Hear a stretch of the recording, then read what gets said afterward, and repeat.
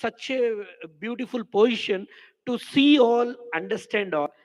But my brain was like, I had a very strong perception to see everybody's issues and try to give a solution. So then I started my journey from my schooling. Then I dreamed to open a school. I have my own school of 30 years old. And from there, after some 20 to 20 years, I was being my godfather who passed I away. was being Then my I was godfather being who made his passed away. I was successor. being Then my as a leader of this association, the successor of my godfather. From day one, I was so happy that Parikrama, you are so proud now to give up English medium school, but Karnataka government didn't had that opportunity. There was one barrier. All schools should do away with medium of instruction was regional language, that is Kannada. We were not against Kannada, but the right of the child and right of the parent. That started my journey. First, my thing, Supreme Court gave a 11th bench judgment, but unfortunately, government did not accept. But I fought there and got one. That was my biggest success story. Started my journey 10 years back. Did everyone hear Mr. Shashikumar? Yeah, that was a wonderful thing. Our chief guest has just been able to join us, so we're going to pause the fireside chat as he joins us on the podium.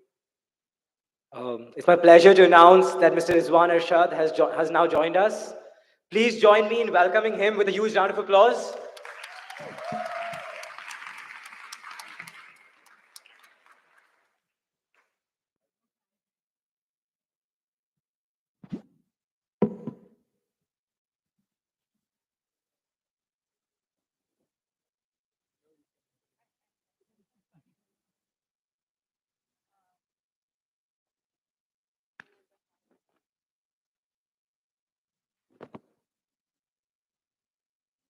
So we're very, very happy that the Bangalore traffic permitted you to finally reach our school.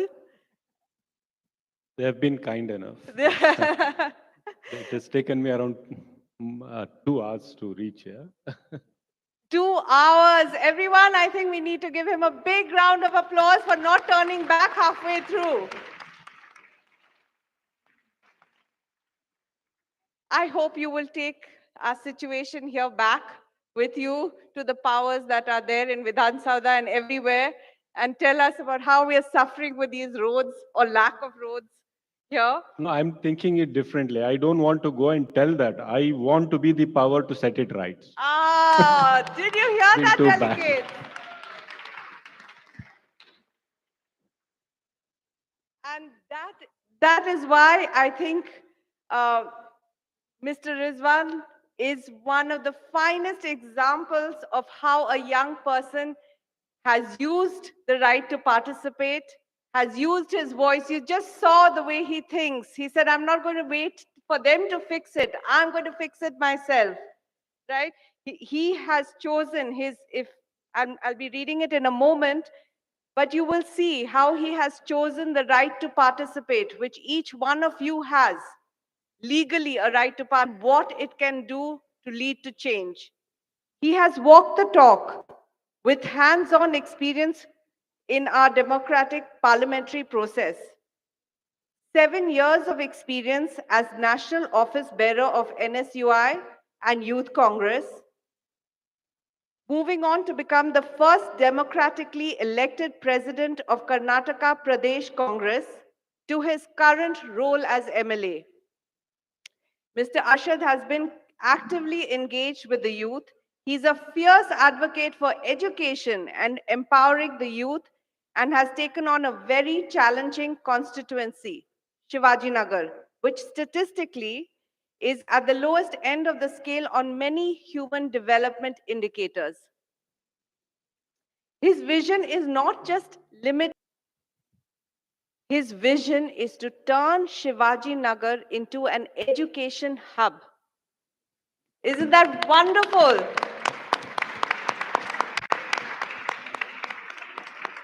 To do this, he builds on the work he has always engaged in bridging the gap between the youth and the government in Karnataka, conducting trainings for democratically elected office bearers of the Indian Youth Congress, and of all that he has achieved in such a young, small period of time.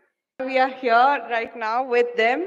The focus of this parliament is how can they contribute towards the United Nations Sustainable Development Goal, which is goal number 4 by 2030, which says ensuring inclusive and equitable quality education and lifelong learning for all. Now, this is a very big goal, and under that goal, there are 10 different indicators, going from infrastructure of educational buildings to mental health to teacher training. There are different goals for education that has been set.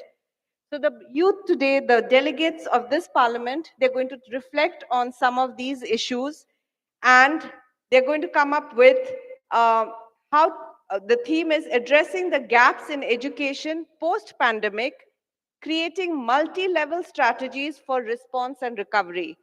So they're going to look at passing resolutions, charters, policies, framework, toolkits between different stakeholders at the central government, NGOs, government school level, with UNICEF, UNHCR, taking the voice of the youth. How have they suffered? What are they going through? And what can they recommend to the government to make their lives a little better? So with that little background, sir, if you could inspire our students with a little insight into your journey, how you started, what motivated you to become a youth leader, to participate in processes when it seemed like nobody would listen. You know, everyone says, I'm just a child, nobody listens to me. And yet, when you went on to become in college and stayed the course of leadership, what made you choose that path, and how have you been able to stay on that course? Good evening, everyone. Uh, First of all, I would like to say that you are here to deliberate on a very important aspect, the United Nations Declaration on Inclusive Education. And what makes me happy is one of the premium institutions which has all the facilities, all the infrastructure, required attention in grooming these youngsters into one of the fine human beings in the society, is deliberating on inclusive education. So, inclusivity means the whole society, where even the underprivileged people have equal opportunity and a level playing field in education. So that is what made me uh, think that I should also participate. That is one of the reason, and the other reason being my friend Nuran, uh, who invited me here. So uh, uh, I just want to say that we are all part of this society. We are all part of this world, and we all need to actively participate and contribute back to this world and this society. Fine. And if you ask me, how did you come up to this level? This even looks like a dream to me also, because I don't come from a big political family. I don't come from established political family so that I take over their uh, whatever position they have. Uh, but one thing I can say to them confidently is, if you resolve to do something, if you strive hard and follow a path, you do get success. And today you might feel sitting in a classroom like, how would I get that? You don't have to worry about how it comes to you. you need to do your duty. If you want to reach there, you can definitely reach. Nature plays its own game. We need to be there. And I'm very confident amongst these people, there might be many successful leaders sitting here. But it depends on their spirit, how much they would like to go and achieve. Fine? So, as an institution, if you are getting all these young minds sit here and deliberate on this issue, become sensitive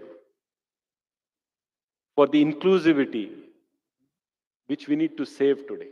Because the whole world, there are people who are bringing in theories for exclusive things. Their race is exclusive, their religion is exclusive, their sect is exclusive, you know.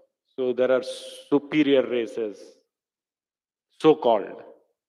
So when the whole world is turning right towards exclusivity, you are turning here and discussing about inclusive education. So that is what makes me happy. And I have encountered with the Inventure youngsters, I mean the students, I've found them to be uh, very much interested in this inclusive uh, society. And that is what we need to conserve, because India is a very different country, very diverse country. We have our own languages, we have our own cultures. Every 50 kilometers, there's a different culture, there's a different dialect, there is a different way of dressing, there is a different food habits. How do we inclusively live peacefully? How do we grow in this world? Should be a big challenge. So I'm happy that you are all deliberating on it. Uh, so Thank you, sir. congratulations. That is really what we wanted to hear, that the work you're doing here is so important on inclusivity, but we all live in little bubbles of our own ideology. So in fact, Noreen wanted me to ask you this question, and so on her behalf, I'm asking you this. What do you see as your role as a lawmaker in policy making when you are both a part of the government and when you're in the opposition? So when you're in the government, how do you work with your partners on this issue? And when you're in the opposition, the same issues are still there. How do you communicate through between these diverse groups on diverse ideology, especially given your experience as an MLA? You must be encountering this every single day of your life, dealing with difference. So if you can, because they are going to be in Rajya Sabha, there are 7 committees. So there is Rajya Sabha, there is Lok Sabha, there is civic society, there is a political uh, group, then there is group which is simulating the UNHCR on refugees, one on UNICEF, one on lawmaking. So there are 7 different committees like that. There's going to be diverse opinions in that committee. What advice would you like to give them in dealing with? See, being in government or being in opposition is just a role we get at that time of the movement. But what is important is your intentions. What are your intentions to be in this, maybe in public life? What is that you want to achieve?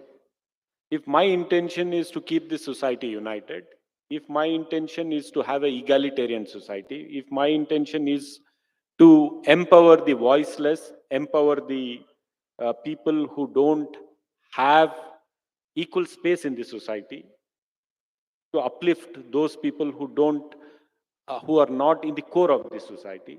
If my intentions are very clear, then if I'm in the ruling party, my government's policies would be that to reach out to those sections, to reach out to everyone around, bring them on the path of development. If I'm in the opposition, my role would be to push the government towards doing the same thing. You know, if there is any shortcoming from the government, push the government towards doing that. If I myself is the government, then I formulate the policies to reach out to them. So it depends on what my intention, what are my programs, what are my policies, what is my ideology, what am I, why am I here, what am I going to do when I reach there. So it goes towards the same. So if the children in their parliamentary roles, would you advise them to be be very strong in the positions that they take, or how much to compromise? You said that the intention matters. How much does one's own intention or one group's intention matters as in balance with the intentions of other people? What advice would you give them? See, a democracy can be run through negotiations. It cannot be rigid. It cannot be, too hard. Definitely, you have to put your views ahead. Definitely, you have to fight. Definitely, you have to uh, protest. Definitely, you have to push the government. But at the same time, you need to also negotiate to make it more inclusive, to make it more, uh, you know, workable. So unless these, uh, unless the people who are part of the whole process understand that this democracy is not going to work. We cannot have uh, positions poles apart and stick to that position and say that we will not go ahead if these things are not done. So negotiations are the internal part of democracy. So they need to negotiate and go forward. Is these are pearls of wisdom that you're getting from a very successful, democratically elected parliamentarian. Sir, I don't know what your situation is, whether you have time to listen to the other panelists, or would you like me to just ask you and would. Uh, I would be happy if I leave. I have to go back and attend. I didn't knew that the traffic is right, so right. bad that 2 hours would take Go, yes, uh, yes. to me. Again, I have to So we go don't back want two to. hours. So I have certain other things also to attend. But I know these are wonderful Yeah. audience. One of my friend Sumeda is also here. Yes. But this is an exception because I've already heard her quite a few times. So other three people are here. But I would like to watch that online. Yes. I have the link. While going, I'll surely watch there. Uh,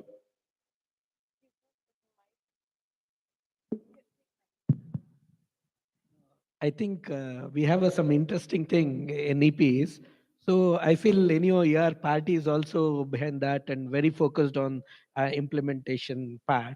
So I think it is good that at least spend another 10-15 minutes so that you can hear about the scenario and you can also take it forward. So it will help. Anyway, you are aspiring for next.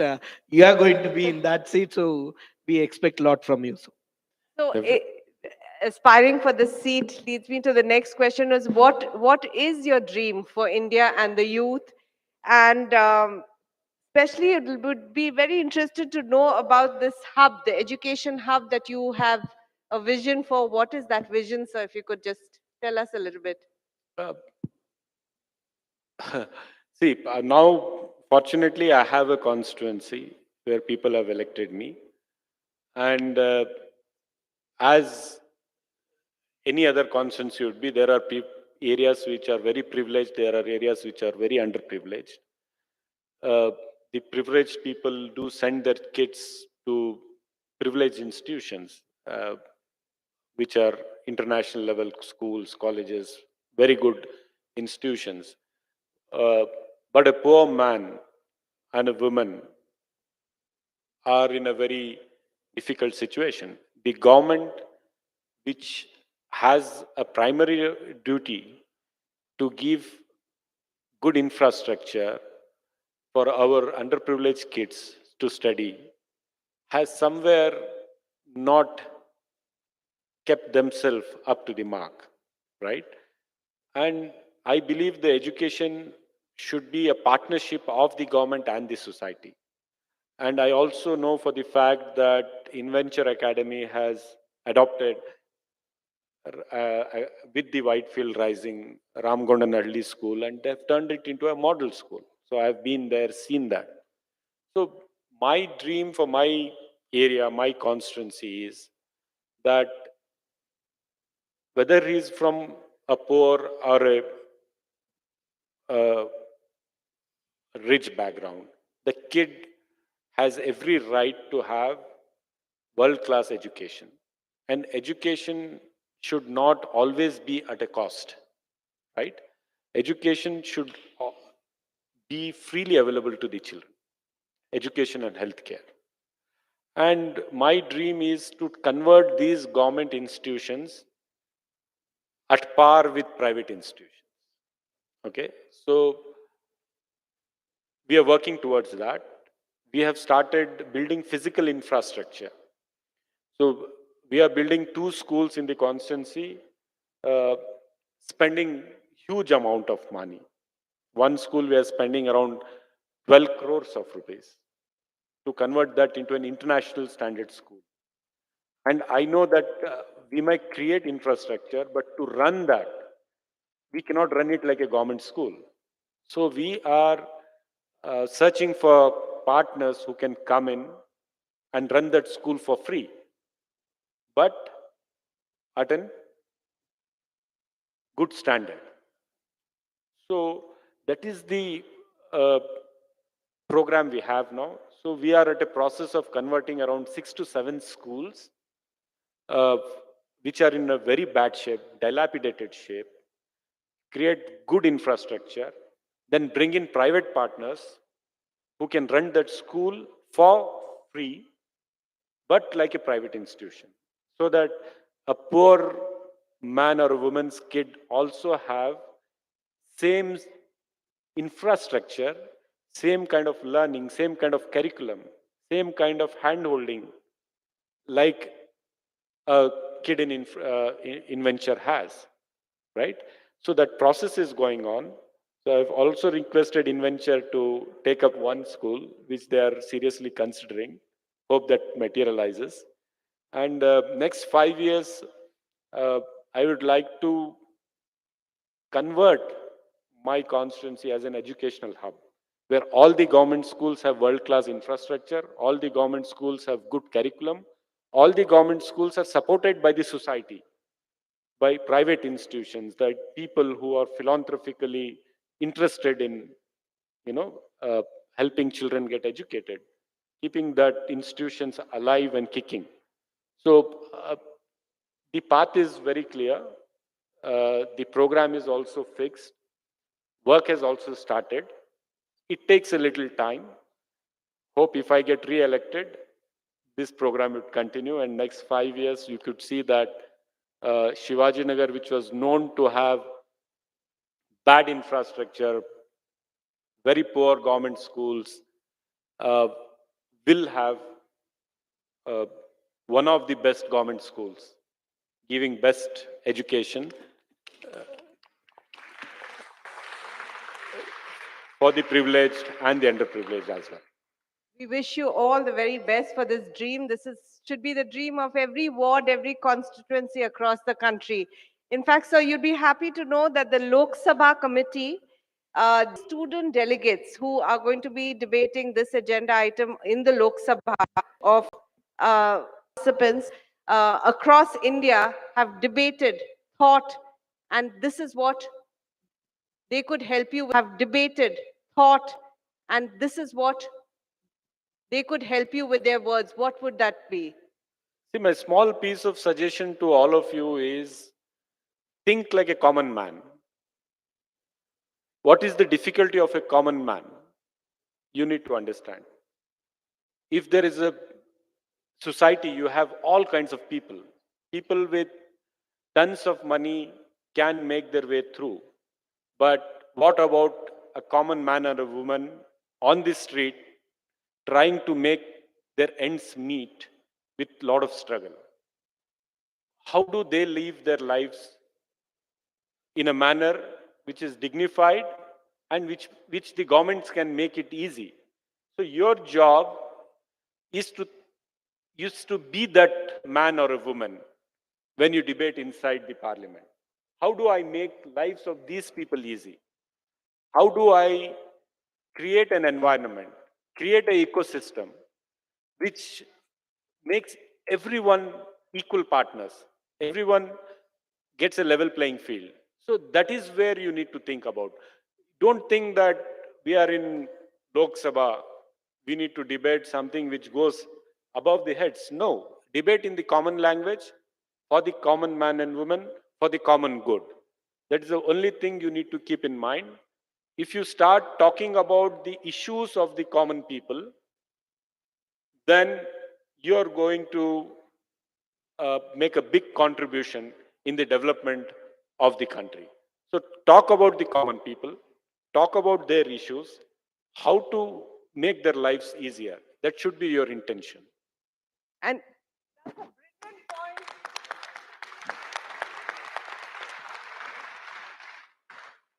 that's absolutely brilliant, which ties into the work that you all done in visiting government schools, going there, getting your primary data. Now that data becomes the primary focus of your debate in Lok Sabha, as Sir so beautifully articulated. And the final question is on the NEP, and I'll leave it to Mr. Shashikumar. I think he has some questions that he has in mind, so I'll ask you. The children have all read the NEP. They will be using that as a resource tool to see whether they should bring in some elements from the NEP into their debates and pass some more resolution to actually see it in practice, or if they want something changed in the NEP, they'll think about it. So Thank you, Dev, once again. And Rizwan, he has a beautiful vision of bringing a beautiful schools to your constituency.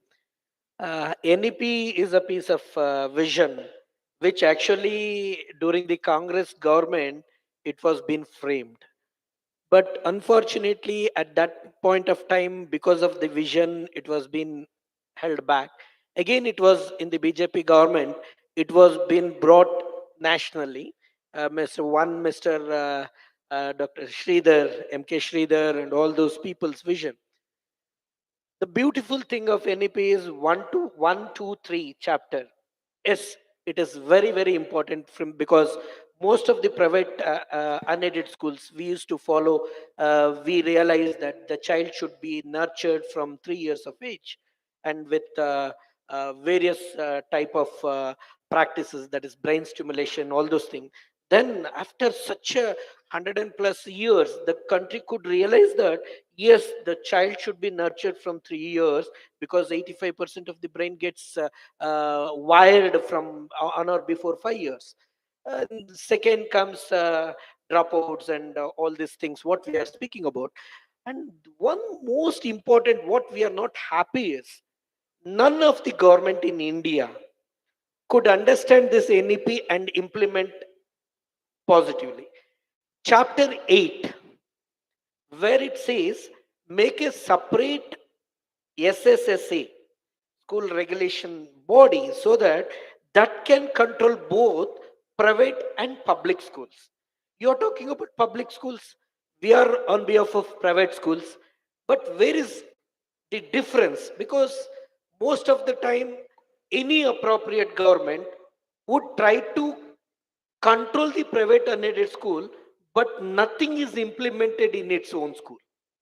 When you're speaking about, you're doing a beautiful thing, that you're trying to bring out such a huge money and try to build a beautiful infrastructure.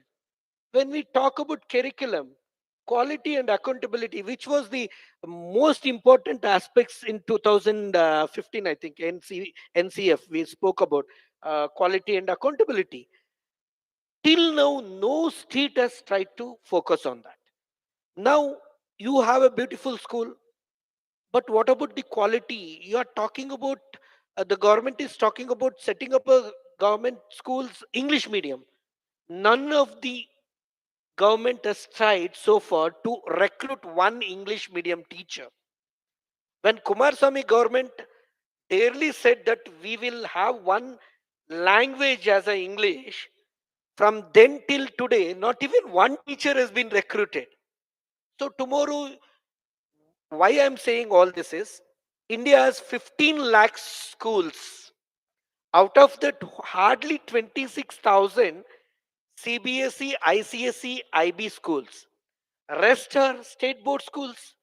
We are supposed to talk just like what you said. We are supposed to focus on lower economical aspects, a layman or a common man's issue. Every common man in this country wants to educate his child in a beautiful school, which is par with private unaided schools. But when it comes to a challenging thing, we are spending 1,39,000 per child in a government school, that too Navodaya school. We are spending 1,30 now, 39,000 just for a recurring cost. Forget about infrastructure or capital expenditure. Then most of the 95%, because this is the key point wherein all of you should think, all these parliamentarians should think about this. When you are not spending so much of amount, government is spending beyond that, and what are we giving back to that common man child? This is most important. When we talk about Kendriya Vidyalaya, we are charging from parent around 48,000. We are government is giving around 45,000 something. When this is a recurring cost, are we able to deliver the same quality and accountability of that what most of the private unaided schools are giving? Because 10,000 to 30, 40,000 is the maximum amount collected at large from 98% of this country's school, and they are trying to just provide the basic quality education to the layman. That responsibility was duly from the government, appropriate government. When such things are being delivered, the part more than 55% of the uh, giving education is being shared from the private unaided school managements. No policy is trying to relax them or give them support or give them every day fire safety, PWD. Now, just 4 days back, we have a wonderful Rizwan. We need your support. The countries, especially in Karnataka, I'm talking about 98% of the schools, they are in residential, they are in revenue land, they are in B Khata, they are in majority of the schools are in such conditions, and they now retrospectively the schools which are 40 years, 50 years, 80 years old schools, now they are supposed to bring educational conversion document. My one sincere question to this forum and you also, sir, can you believe it? Now converting a half acre, 1 acre land will not be lesser than 20, 25 lakhs. Where do a layman pay for this? Where do the management pay? Because we don't have resource. The budget schools, I'm talking about budget schools, common man schools, because 95% are common man schools. It is needed. So all these things has to be addressed. There are good, there are bad. So it's the biggest challenge. So we all have to put together and fight for this and see that at the end of the day, the child is given a quality and accountable education. I, so right now you saw a live demonstration of two sides of the same coin. Mr. Rizwan has this beautiful vision of education and the hub, and like he said, can't do it alone. Need the partnership. The stakeholder here has said in his voice what the challenges of that partnership are. We would love to partner, but there is a cost to it. As a parliamentarian, do you hear me? Do you hear that cost? Do you hear my challenge? If you hear me, I'm here to partner. And that was a debate. Now let's see what Mr. Rizwan has to say to that. No, I mean, Mr. Shashi Kumar has been, I mean, he's spoken at length at different subjects. So I lost track of the first one. So I think you started with the NEP. Uh, I just want to say that you have NEP, good. You celebrate it, good. But don't belittle the earlier system. Whatever we have achieved, it is because of the earlier system. Okay? If I am good, doesn't mean that my father is not so good. Fine. The earlier system gave us so many schools. The earlier system gave us so many universities. The earlier system gave us IIM, IITs, most advanced research institutions. It is because of the earlier system. So now if the government of the day wants to portray that it is the only NEP which is going to save the whole education system, that is not right in my eyes. Two, uh, we should always be cautious to implement something at one go across the country and push it down. We are a democracy. We are not autocracy. We cannot be pressurized and made to stand in line, right? You have NEP. If it is good or bad, it needed to be debated. If it is good, definitely yes, we'll agree. But it has to be implemented at stage by stage. Fine, step by step. You cannot just catch hold of somebody's neck and say that implement it now. That's what is happening now, which is we as I represent the Indian National Congress and we have opposed that. So we said that you brought in GST without deliberation, you pushed it across the society, and today for everything you're ending up paying double the taxes. So the economy also suffering because of the badly implemented and so the economy also suffering because of the badly implemented and conceived GST. So NEP also I fear that they are going to push it down the throats of the people without taking them into confidence. That is what the government is doing, and that is unfortunate. And from our political party, we have raised this voice. We are going to raise it ahead also. Thank you, sir. In fact, Inventure Academy and over 1,000 students have reflected and given their voice on the NEP, and many of the recommendations were given. I think During NEP, please, we need you to focus on chapter 8, wherein a separate state body has to be set up. Then anything, implementation or its consequences or any hardship can be addressed by that body so that both public and private school can have a justified way of implementation. But nobody is trying to focus on that, not even one state across the country. So at least Karnataka is claiming that we are first to implement, but without forming that, it is actually the defeat of even Modi's vision. You have to raise this and we have to focus on that. for everyone's information here, chapter 8 and what Mr. Shashi Kumar is raising is, I don't know if you are all aware, education is on the concurrent list. Yes? That means the center and the state both go ahead and can regulate it. But in the state, we have the education department which sets the policy. That means it will make the laws on what the education is. It sets the standards on saying what the curriculum will be. It is also the adjudicating authority to see that licenses, registrations, when things go wrong. It's one agency which does everything. So chapter 8 has recommended that we break it down. One part, there will be an agency which sets the curriculum, where there will be one dealing with licenses and registrations and one for complaints. And that is what he would like to see happen. Mr. Rizwan, on the other hand, says that yes, maybe that may be good, may not be good. We'll have to see. Everything the way it functioned before is not necessarily bad. We have to debate, and we should debate within your committees. There has to be room for debate. So that was the little exchange that took place, and for you to reflect on further. But since we are short on time, and we're so grateful for your time, sir, to take brave the traffic, come here, sit and share your thoughts. Your last words to the delegates to inspire them for the next 2 days, and to make sure that they all turn 18 and vote for you. Both. Yeah. I'm not such a big man to advise them because today's youngsters are very bright, They know what they are talking.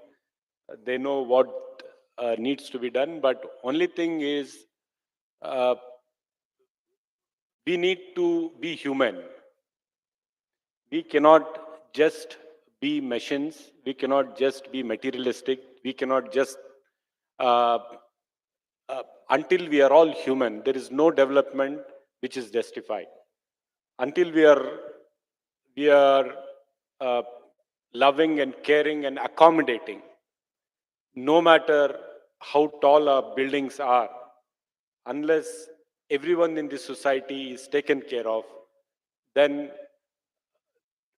until then you cannot go and sleep peacefully, because keeping a big section of society away from the development, away from being the stakeholder or othering them, we cannot achieve lasting peace. Whatever we do, whatever progress, whatever development we achieve, we should achieve along with peace and harmony.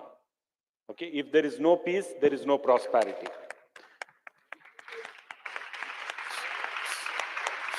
So if you want peace and harmony in this society, then we need to be accommodative, loving, caring, and treat each other as human beings.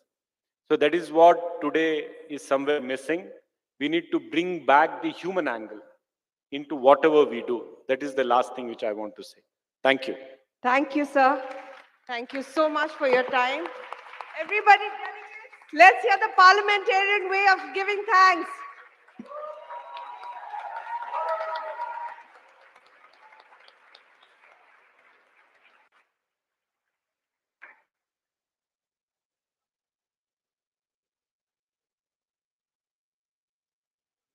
We'll just take a moment to say goodbye to our chief guest. Thank you so much, Mr. Rizwan, for joining us today. It was a great honor and pleasure to hear your thoughts on the parliament, how the society works, and how we should take forward this journey. Um, we would like to give you a token of appreciation for coming and inspiring us here today. Thank you so much.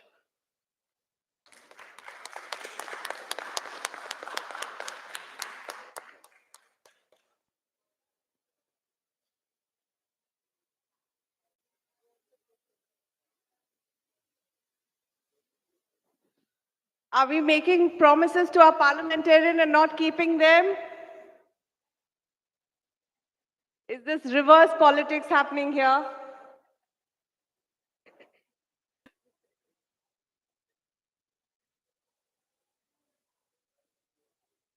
They're trying to show. Mr. Rizwan said he's now knows what it feels. Empty promises.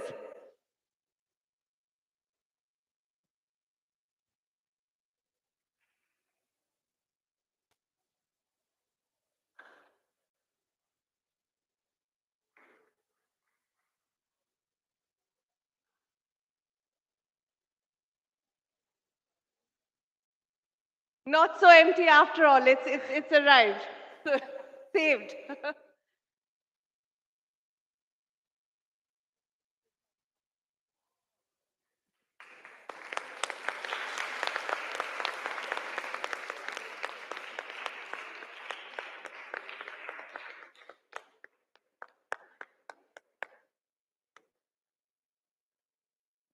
we stand up and say thank you?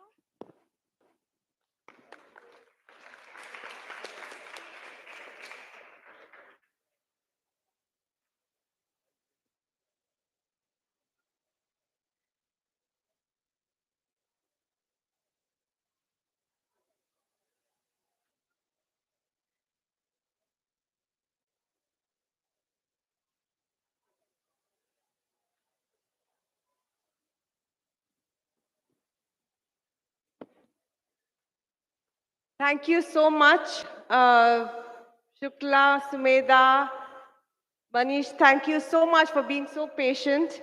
And let me go straight to you. Shukla, why did you set up Parikrama? And we just heard about the need for partnership. What role do you think NGOs like yours and school promoters play in achieving the NEP? Well, I started Parikrama because I felt that there has to be social justice. And the only way to achieve social justice is to provide equal education for all. Mr. Rizwan talked about thinking about the common man. In fact, it's the common man that always gets left behind. And I was in a very high flying corporate career, but I also had to deal with the common man. And I realized the gap between the privileged and the less privileged was actually increasing.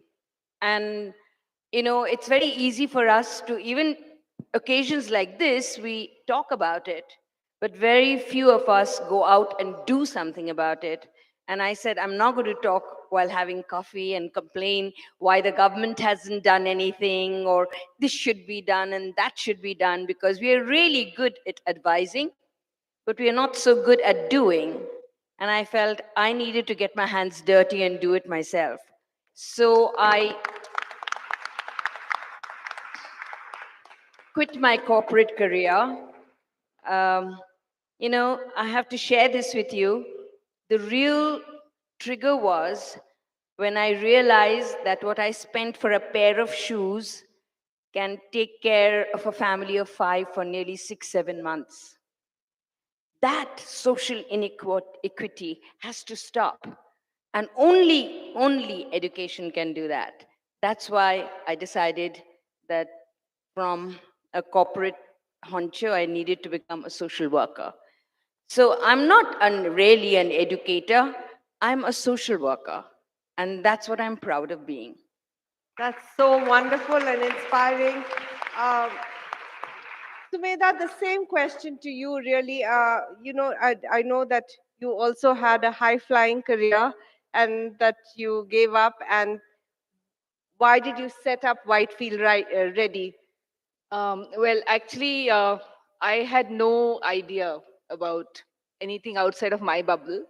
So I didn't even know there were government schools across the road from where I lived, which is a gated community, very well sheltered. And however, when I had my daughter, I took a break to sort of be with her.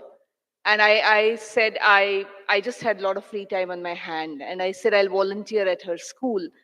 And I realized she went to such a beautiful school. You know Divya, right? So, and they really didn't need me. They were just humoring me by keeping me there. And around that time, we had a few of us like that in my community, and we said, "Hey, you know what? I remember several years ago, my maid had taken me to one of these schools, and I really saw that it was pathetic. Maybe I should be, spending my time there." And what struck me, I never thought I would last this long here. It was a kind of a temporary thing I was doing to keep myself occupied. It was for my sake, to be very honest, that I entered this space. But what struck me was here were beautiful children with with curious minds, bright eyes. The parents sent them with the same hopes as I was sending my child to such a lovely school.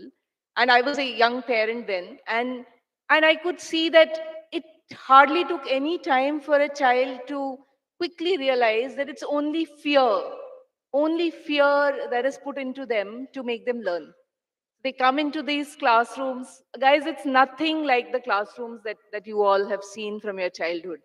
It's a very, very different world. The child has nowhere to go. And all the curiosity, all the love for learning is killed in that very first 3 months. The child really doesn't want to come into those classrooms. It's just because they get the meal, they get the midday meal. That's why the parents leave the child there. They have no other way, they have no other place to go. And they had begun to realize that these women who come from these fancy places actually care for us. So they had started, they quickly started to cling to us. They were absorbing so much that we were teaching them. We began to feel guilty if we missed a day of going in. Then we realized what is it that this minuscule thing that we were giving meant so much to these kids, and they had tremendous potential. So I literally experienced it firsthand what the child really has in it. So there was no way they were inferior to my own child. It was just where they were placed. So that kind of then, I knew what I wanted to do with my life after that. So I never went back to my corporate life and just continued from there. And along the way, I met so many amazing people who have so much to give by way of time, by way of even contributions. It's just they don't know where to begin. They're scared to take that first step. So when I had experienced it, it sort of became like a cult, Whitefield Ready grew from 4 or 5 of us to like about, today we are about 65 of us, and we all give our time at least 10 hours a week to work with kids, and many of us do more than that. And there is no funding for our organization, but it's sort of, it's just, I think it's way more than the money that we kind of get out of it. And I still say we are doing this for our sake. It's something different. So That's amazing because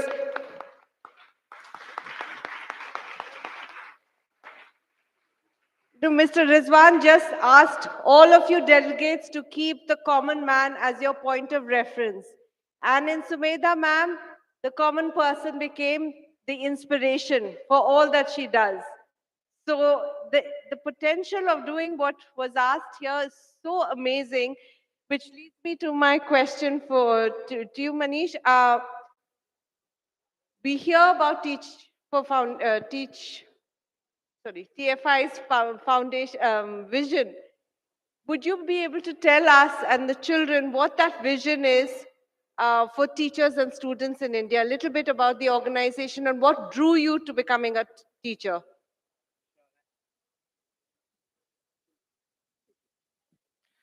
Yeah, I think I can share a little bit about what got me here and then a little bit about what Teach for India does and what keeps me going. So I joined my career right after college to Deloitte, which was just like a corporate placement. But within like 3 months, I realized that, like just working in front of a computer, a desk job was not my cup of tea, and I really wanted to do something with people. So I quit my job. I said I want to figure out what I really want to do, and that's when I came across Teach for India. And I think when I think about it, for me, from my schooling, I think someone who's played a huge role has been teachers. Um, I was a child who was not very accepted by my peers when I was a child, and a lot of times went through a lot of bullying, etc. Right, and I think at that point, the only people who stood for me were my teachers, and that said, and that's simply why I said that I want to teach. That's all I knew about the sector when I joined in 2016, during which I walked into a government school for my fellowship, and I stepped into grade 5. I think what stood out to me really was that coming from a background where I'd never been to a government school and I'd only heard stories and spoken about how government schools are dysfunctional, I didn't know what's underlying that, right? I also had a lot of judgments about like how schools work, and that's how I entered into the sector. What I saw was a very different story. I saw children who really wanted to learn. They just didn't like. They would really, come even if there's a fun free period. They would just come to me in the staff room and say, "Sir, can you come and teach us English? Can you just teach us some words?" And I think that kept me saying that I really want to teach. I fell in love with teaching and learning, and a lot of the credit goes to my students because they kept me going, right? And I think what I realized is just the potential of what can exposure really do, right? Just bringing in stories of Malala, bringing in stories of Iqbal Masiha, and talking about what these students were able to do in their own countries for education, I think just made children really believe that they can have a voice, they can have a say, they can really do things, right? And I think that's what I started really enjoying. And that's where my love for literacy comes in as well. I really, truly believe that if a child is able to read and fall in love with reading and writing, they just have a huge potential, right? Because it just opens doors in the world for them. And that's what got me to say, okay, let me really think about staying back as a teacher, staying back as an educator. What I also saw was that initially it started with frustration for the government school teachers, saying that why are you not coming and teaching, right? You have a system which is paying you, you have a government job, what's stopping you from coming and teaching? But I think what I started also realizing is a lot of these policies, which were created probably with a lot of intention to serve, but they fail at implementation, right? They fail from a very small thing to say like, I remember back in 2016, the government introduced the SATS modules where they wanted to upload all the data of student data in the website. One, the website was, it would just keep loading and loading and loading. Yeah, it's still like that, right? And I think, okay, it's becomes better. But I think what I started seeing there also was seeing that a lot of teachers were expected to upload this data in the government schools where HMs who didn't have digital learning. They didn't even know how to operate a computer, right? And you're expecting them and holding them accountable to say that all this data needs to be uploaded. And how is it fair? How is it fair to expect them to do that, right? And that pressure from the system somewhere defeats the motivation that a teacher has to actually teach in the school, which has very less resources. Their jobs are like hardly incentivized. They're hardly appreciated to be teachers, right? And I think the respect that teaching as a profession had earlier is just gone down. Like hardly people really look at teaching to be an aspirational job or a career. I hardly see people saying that I want to be a teacher, right? And I think that's what Teach for India in kind of does. What we really believe is that saying that one, if we can really build leadership at all levels, and we start with the fellowship, we say that can you start teaching in your classrooms in these under-resourced schools, grow in your own leadership, and think about how can you continue to be an educator, right? How can you continue to advocate for excellent education for children, but at the same time in these classrooms, how can you really build leadership in children, so that they have a voice, they feel that they are change makers and they can actually create change. So I think if I had to summarize what our vision and what my vision closely is also to say that can every child really realize what their true potential is? Can they really understand what their own strengths are, have opportunities to really grow for themselves? But at the same time, can they really understand perspectives of others? Can they really think about how can I build a community for myself, and but at the same time enable others to grow in their own journey? And finally, how can I just contribute to the society, right? Because it is like kids have power. And I think in 2 years of teaching, what I really realized is that things that I could not get my HM to do, if only I had given my students the voice, they could do it. And I used to be very scared of going to my principal and talking to her and get things done being an adult, because I thought that she's going to oppose it, right? And I could see how my children used to do it so innocently, and somehow it worked. And it worked because they were courageous, have more potential than me, right? And I think that's what I really believe, that children have that power. And yeah, so I think an education that really unleashes that potential for children is what I envision. Thank you for sharing that. And thank you all for sharing your stories. Stories are very powerful and what drives you. Very quickly, I know we're running over on time. I wanted to ask for each of your committees, on behalf of your committees, a question to the experts. So, Shukla, the UNICEF committee has this on the agenda, which is mental health concerns in the post-pandemic education, the way ahead. Now, we live in a digital world of perfection, of personas which are happy, right? But the stark reality, like you said, is so different. We have high stakes testing, we have a competitive job market, we have income inequality that you spoke about, we have visual reports of trauma, warfare, all bombarding us at the same time.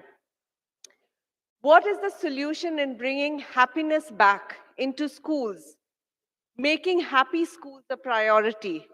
What are your thoughts on that?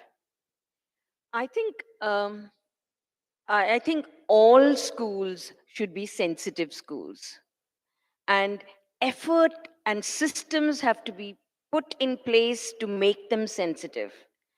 Once you create sensitive schools and children begin to feel that they are being cared for, they will be automatically happy. You have to bring in joy for learning. And actually, when children begin to read and enjoy what they're reading, happiness comes from within. So happiness is not something that you have to import and instill. You have to create an environment where children feel loved, will feel nurtured. Most importantly, for the less privileged, they need to feel safe. And when they are with peers that are caring, and teachers that care for them, they become happy. So, it's not really very difficult to create a happy school. In government schools, teachers don't even know the names of their children. They address them in a derogative manner. That creates a sense of smallness in kids. They don't feel that they are, what Manish said about the potential. They don't realize their potential, and teachers do nothing to make them feel good about themselves. And that is the reason why they have to instill fear to get learning done. Some years ago, I went with the BEO to visit some government schools, and he was very happy that the school was quiet. I thought it was deathly silent. I was shocked. I said, why aren't the kids laughing? Why isn't there any activity? Why is there no noise? Noise in a school is a good thing. It is a sign of happiness. We have a lot of happiness going on here. Yeah, so happiness is no big deal. You've just got to actually, teachers should feel happy coming to a class. When they feel happy, they will transmit happiness. Just a follow up quick question. In the post pandemic phase, we have heard a lot about the mental effect on children, the mental state and the stress, socio emotional stress. Is there any particular issue or experience you would like to share with the committee for them to deliberate some more? Is there something that the students can ask the government to do to institutionalize in every school to address the mental health of students? Yeah. The pandemic situation really, and particularly lockdown, flushed out some of the real critical issues that happen in children's homes in the less privileged area, the marginalized area. 100 square feet place, 5 people living, and there's hardly any elbow room. They come to schools where 60 children in a class. Space begins to play a very significant role because that also gives them dignity and privacy. So, I think what the government really ought to do is actually create systemic counseling, systemic psychologists in their schools. We have one psychologist in every school, and that is not enough. We desperately need more, but we can't afford it because the issues that children are coming up with are significant. Girls, particularly, have been tremendously impacted during the pandemic. There have been a sudden rise of child marriages because parents wanted to get rid of their daughters in a convenient way with no dowry and all. During pandemic, all that was kind of brought into a still. So girls, we need to take special care of girls because they are vulnerable and they are sensitive and they need to feel equal to everybody. Thank you for that and very, very valuable advice to the UNICEF community. Uh, Sumedha, we have a committee on civil society which is examining the scope for improvements to technical infrastructure and teacher upskilling in schools. Um, Our question to you would be, can partnerships with private schools on the PPP model help bridge gaps in student learning and teacher upskilling? And if you could share examples of the work that has been done. So, yeah, I mean, certainly, I think upskilling using technology I mean, it's sort of hit us in our face, right? What the pandemic showed was we were nowhere prepared. And when I say we, it's the entire lot of us, the students, the parents, the teachers. Increasingly, for all the policies that the government is coming out with, they are hungry for data from grassroots. And like Manish pointed out, this whole SAT system is an example. Again, lack of technology in the schools, availability of the internet, of the infrastructure, lack of training for the teachers on how to even do the basic stuff. Talking about the very basic stuff. All of this combined together, then you were hit with this whole pandemic thing, and teachers were asked to, sometimes they said online is good, sometimes they said online is very bad for kids, get off online. All sorts of messaging happened. End of the day, what has now in schools, what has happened in government schools, particularly in areas like Bangalore, for instance, where there's a lot of CSR money coming in. When we say technology, we have to be careful about how we want to use technology, what kind of technology. Children have been exposed to enormous amounts of screen time, and not all of it is educational. I'm saying there are schools who never did any online in the government system, and yet kids have been stuck to cell phones of their parents for a long time. So, and of course, there is the other part where kids didn't have access, and that was a challenge. There is a there is this whole story where parents had to go to work. They wanted to keep their kids indoors somehow. So they just got them phones, right? Second hand, third hand phones. And kids were just watching all sorts of stuff. I mean, the amount of mental trauma that children have gone through in pandemic is unbelievable, because that became a babysitter. The phones became babysitters for the very vulnerable sections. Today, what's happening, all the CSR money that's coming into schools, invariably corporates either want to set up computer labs. That was the earlier story. Now it's all about smart classrooms. The smart classrooms, again, the quality of content, the kind of content that's being dumped into schools. And I'm using the word dump because that's exactly what's happening. And that becomes another incentive for the teachers who are already overwhelmed with learning gaps and socio-emotional issues and all this data demand from the government. And they are very happy to just put on all this videos in classroom and just escape to the staff room. So this is the kind of situation that exists. So when we give suggestions around technology, it has to be very carefully implemented, like everything else. And just blindly saying that, like even when we spoke to the commissioner, there was, I mean, I wish he was here today. There was this whole ask that smart classrooms is a need.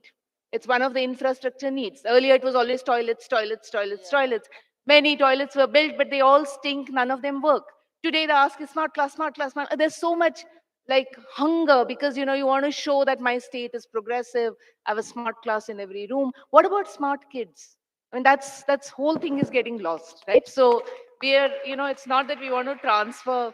The, so that is one aspect of it. Coming to the PPP part, I think when a private school, which has expertise, that has built expertise over years, understanding children, see what is special about some of these private schools is they have acknowledged that every child is unique.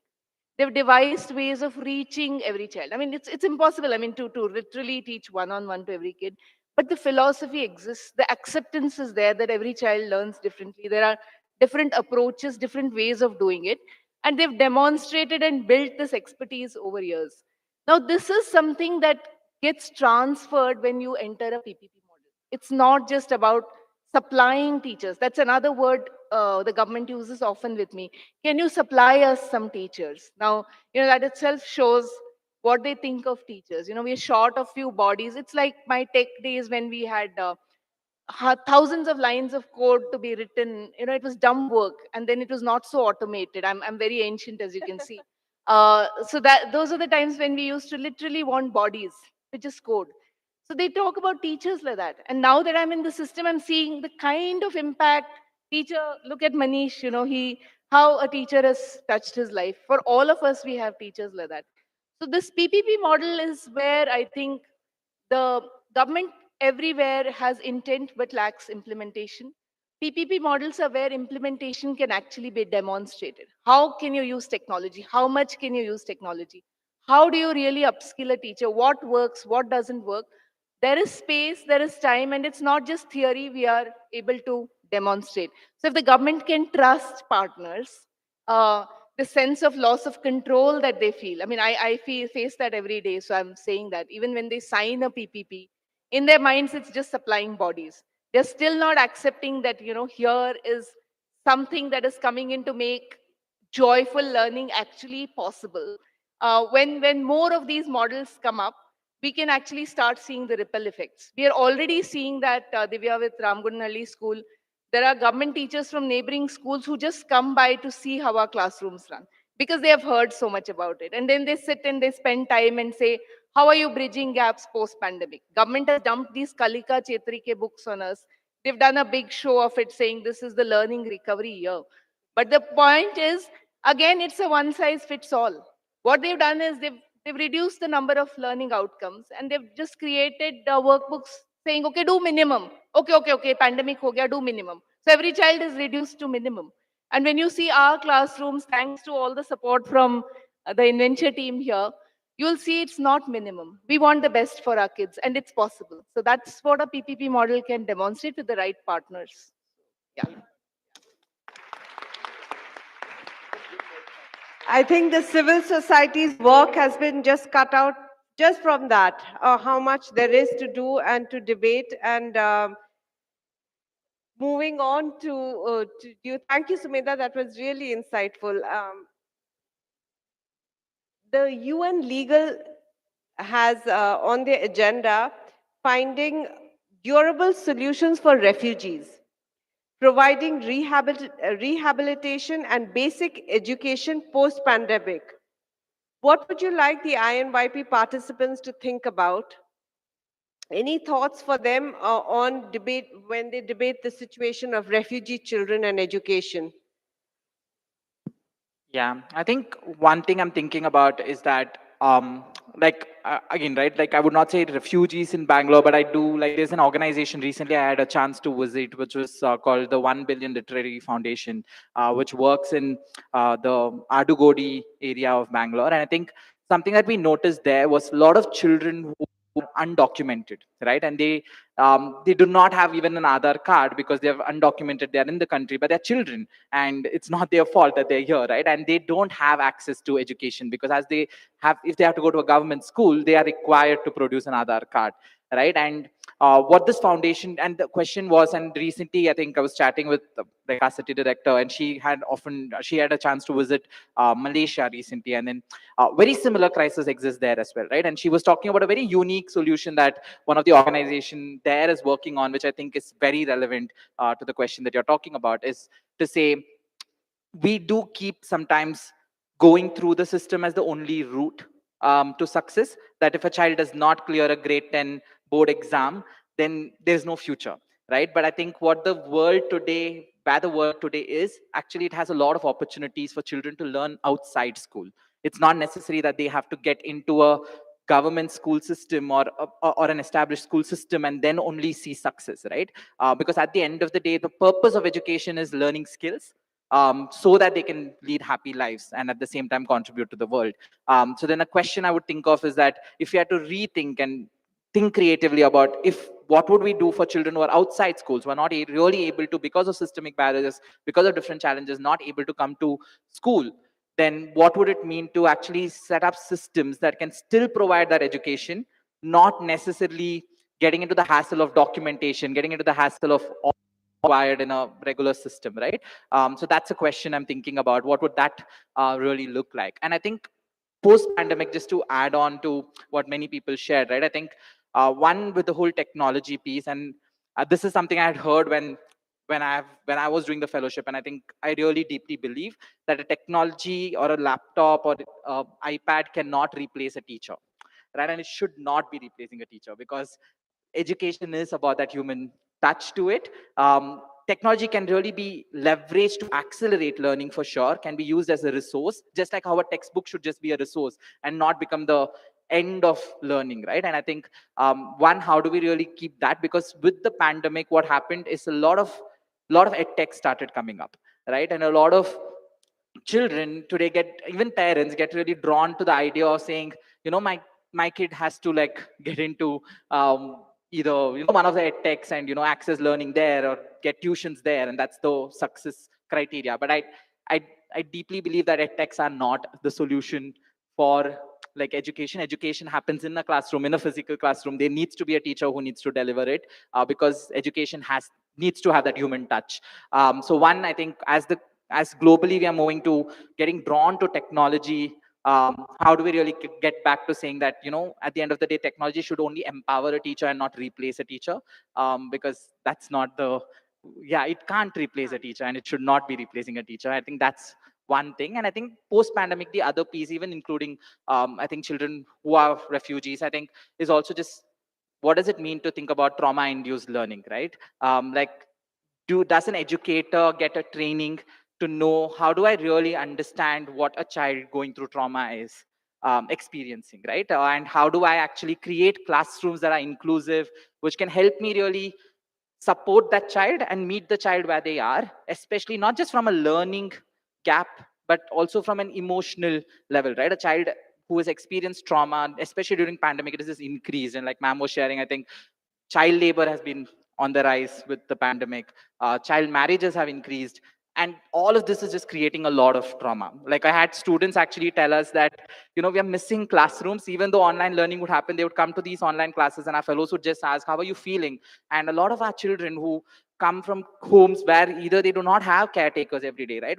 Especially during the pandemic, schools were shut, but for our parents, they had to go to work because that was their livelihood. So then there was no adult actually taking care. They didn't have an option to work from home, right? So then what that meant is this child is actually staying at home all alone, open to all the risks, and you know like all this, like, it was an unsafe space that the child was in, right? And at that point, what a teacher needs to do is not just say, I'm going to complete syllabus and I'm going to complete portions. At that time point, what is important is to say, how do I really hold space for that child, give that child the emotional support that they need. And I think that brings me back to the whole refugee situation as well, because these children go through a lot of pressure, right? Go through a lot of tensions that their parents probably are experiencing, which is just thrown on them or dumped on them.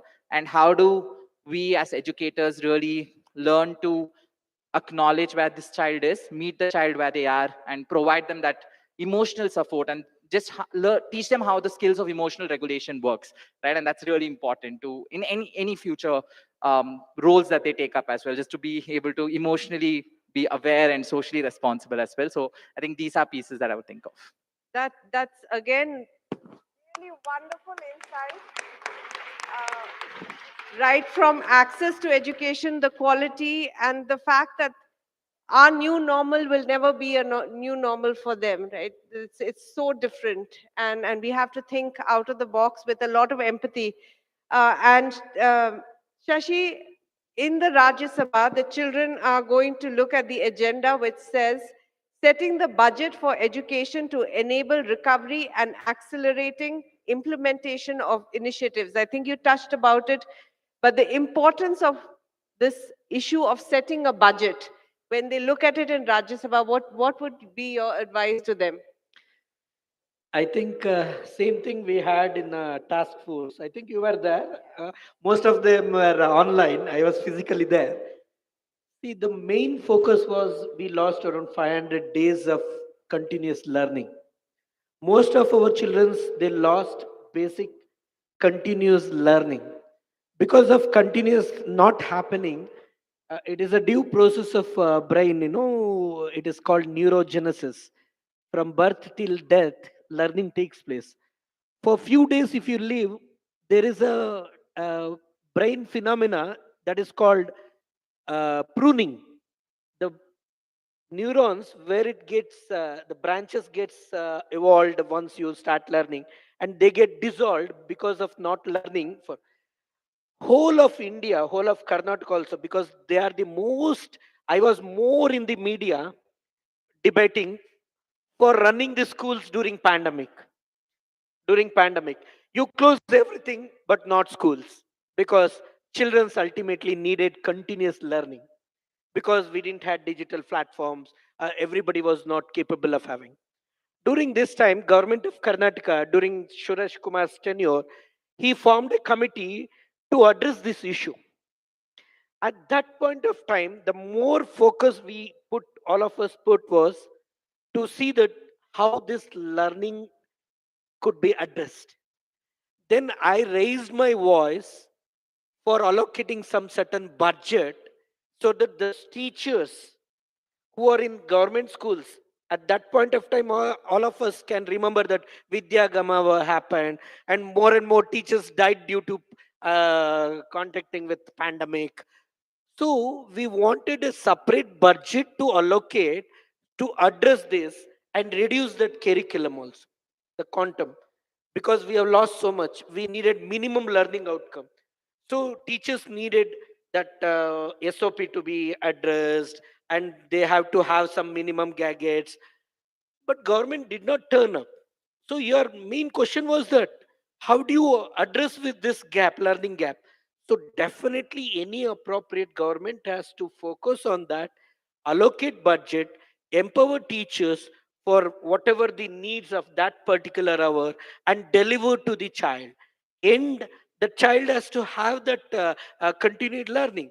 For that, definitely budget was the most important thing. What they did was nothing was allocated. The whatever the suggestion we made in that committee, nothing was addressed. That thing should not happen. And even while implementing NEP, now Karnataka is claiming that we are the one who is trying to implement in the first runner up. But to address this, again, budgets is most important. So anybody, you have to, because hardly we have 2.93, not even 3% of the. So if at all Karnataka or the India want to implement NEP, first they have to forecast what they are going to give away the budget to implement that. Not only infrastructure, even academic, even the teachers, because 8 million teacher at the moment is deficit. Where are you going to put? You should understand most of them are in their mobile phone. All these parliamentarians, they are not, I think, they are not focusing on what we are debating. When you are debating, you are supposed to look into these aspects. If we want to give a accountable quality education, the main deficit is 8 million teacher across India. Let me check. Parliamentarians, what is the deficit? What was the deficit, the number of teachers that we are deficit by? They're listening. They're Only listening. few. They're I want listening. everybody on of you to listen this, understand this. We are talking about 15 lakhs schools across country. Hardly 95 to 98% are budget schools, wherein they get education in that budget school below the per child expenditure of appropriate government. We should never forget. See, you are spending what, and below that, the government is spending more than that, and we are not providing quality and accountable education. At this point of time, we are not talking only about infrastructure, only about the teacher recruitment. We need that end child has to get a quality and accountable education, what a good privileged school provides. So for this, what all the needs and what will the cost? This has to be worked out at large, and that is the duty of the parliamentarians to focus on that particular point, where the money comes, where the spending happens, and how accountability that has been reached for the end. Excellent point, Shashi. So all the parliamentarians, you have a duty to go and reach your voice and tell them you're worth it. You got to spend money to make your lives much better. And with that, I'm going to ask all our panelists to leave you with one thought that they want to share about themselves or the issues that you're going to look at. So over to you. Thank you. Finally, this is a beautiful group with biggest responsibility now. You are, you may be a tomorrow future leaders. The same thing may arise from your end. So please focus. Now it is a small responsibility it is given from your schools. But tomorrow it will be your choice. It will be your decision.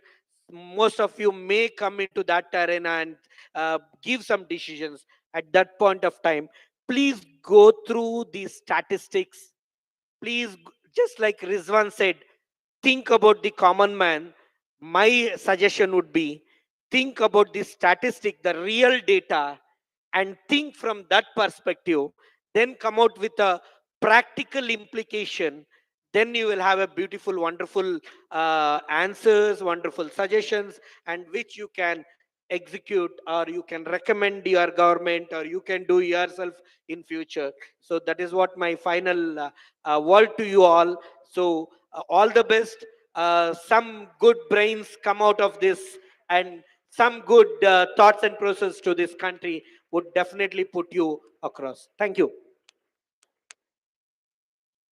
Okay, I have nothing much to say, but just a small advice. And that is, in civic society, we always talk about we and the others.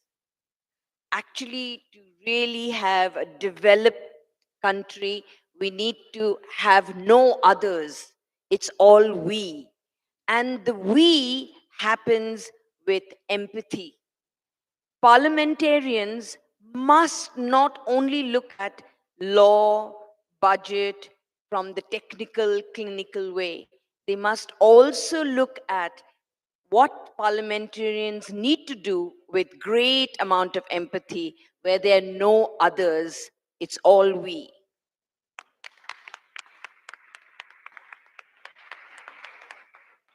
I think Shukla said what I was going to say, but I will. I would love to see some tough questions being asked. I think those of you who've looked through policy and those of you who've heard us talking about what's really happening on grassroots would already have seen these gaps. So there are a lot of elephants in the room. One of them, the biggest one that we've seen and no one talks about and answers, is accountability. Whether it's teachers, whether it's the administration, there is no voice for the child. This entire NEP for the school level is for a child, a student like you. Where is the child in all of this? Right? Everyone is thrusting things down, saying, we will put this into the child, we'll put this into the child, we'll do this way. Where is the accountability? Where is the student voice? Ask these tough questions. I think a lot of new ideas, thoughts, suggestions, which our policymakers, for whatever reasons, have not put in there, maybe we could draw attention. And as students, your best place to really ask these tough questions. This is something that people like me may not want to ask for various reasons. You have the liberty, use that. And I would love to see some of these being asked and debated and answered. Thanks.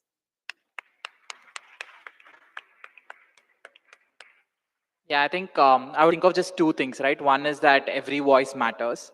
So as we do these debates, the only thing I would think of is like, one, don't hesitate to share. You might think it in your brain that it's a silly thought, would people judge me? But just share because it matters. And at the same time, have that empathy to listen to every voice in your groups. There might be someone who's not sharing so much. Ask them, be curious to understand what's really going on in their mind as well. I think that's one big thought. I think the other piece, when we think about policy, when we think about efficiency and outcomes, a lot of times the question is, should we value the means or the end? Actually, the end matters, but means matter the most as well. And how you really get to that outcome matters the most. And in that, how a lot of times policymakers forget the voices that are least heard, the voices that don't get really into the policy. So just think about like, how are you not really putting someone's voice down so that you get to the outcome, but valuing every diverse opinion in it as well.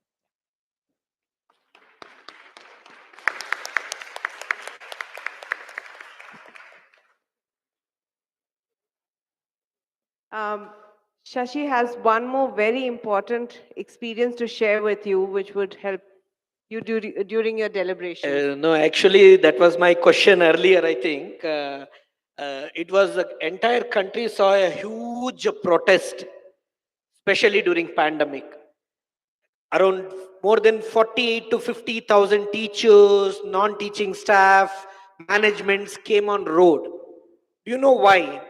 Because suddenly when pandemic broke out, suddenly the parliamentarians started their own fancy way of telling people don't pay fees, only for private unaided schools. Then suddenly what happened? There was no continued learning, no teachers were paid salaries, huge infrastructure was kept out, and all this, started biggest problematic. There were schools closing down because 3 months, 6 months after, no fees was coming because parliamentarians said, don't pay fees. So government teachers was getting full pay. They were in home. They were just, they didn't had even online. Private school teachers, they were struggling hard to give you continuous teaching. Then finally, government couldn't hear us. No government, no parent, no public, no politicians started talking about private unaided schools. Then all of a sudden we were forced to come on road. We cried lot because entire country forgot teachers, forgot private unaided schools, forgot these non-teaching staff, drivers, attenders, ayas. Where will they go? What about they do have their children, they do have their family, they do have their bread and butter. So finally we came on road. Then government realized, but hardly they gave 5,000 rupees for this teacher and non-teaching staff. But that was not our intent. Our intent was to see that the government keeps attention on us, this sector, and this society realize what education need is, what service was about. And now the parents have realized after 2 years, they couldn't control their children at home.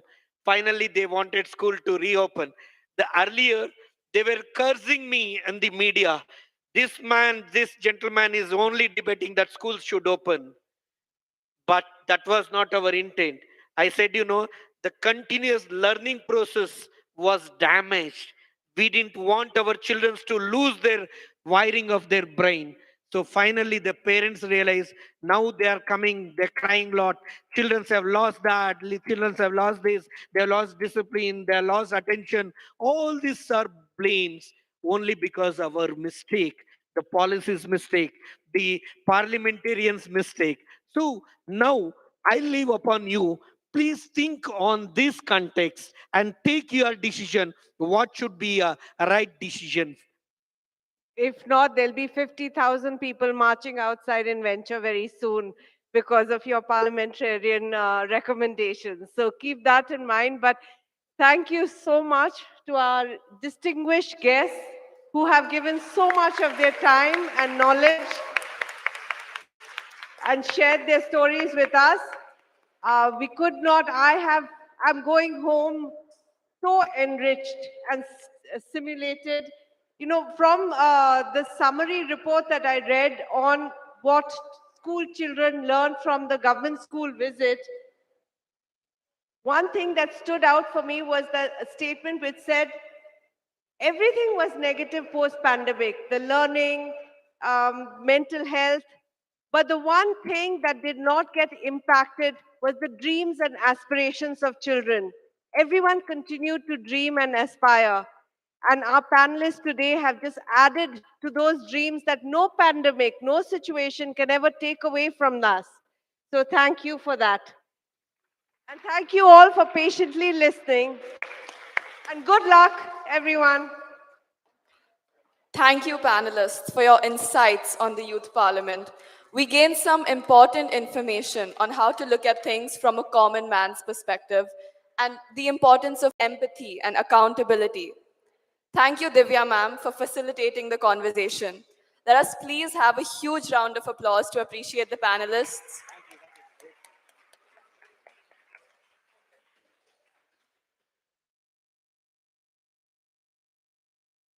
I would request the directors of the 7 committees to come on stage. Now, we come to the end of the opening ceremony of INYP 2022. We request all of you to stand for the school song followed by the national anthem.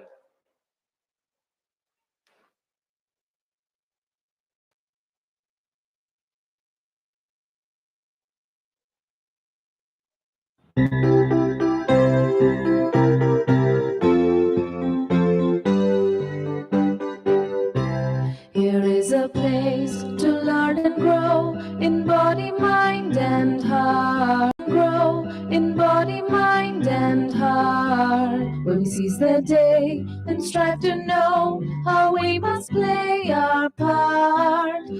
is unique. We do believe with strengths we must explore. In work and play we will achieve excellence, success, and more. Carpe diem, we seize the day, giving our best, the only way. There's miles to go, the climb is steep, with promises to guard and keep. Adventures on, reach out and follow, learn and grow. We are tomorrow. There's a world out there, so much to learn, much to share and care in turn. This world into a better place by playing fair to win the race. I'll be a friend to all I meet, lend a hand with fairness treat. I'll go wherever there's a need. This is my prayer, this is my creed. Carpe diem, we seize the day, giving our best, the only way. There's miles to go, the climb is steep, with promises to guard and keep. Adventures on, reach out and follow, learn and grow. We are tomorrow.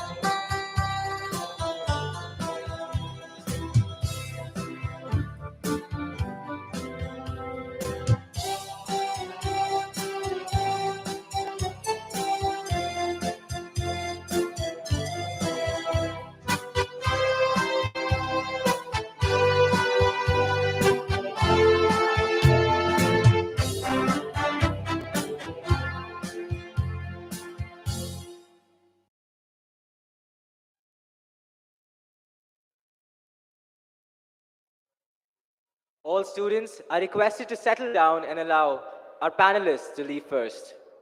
Delegates, you have time until 8 p.m. for networking and dinner.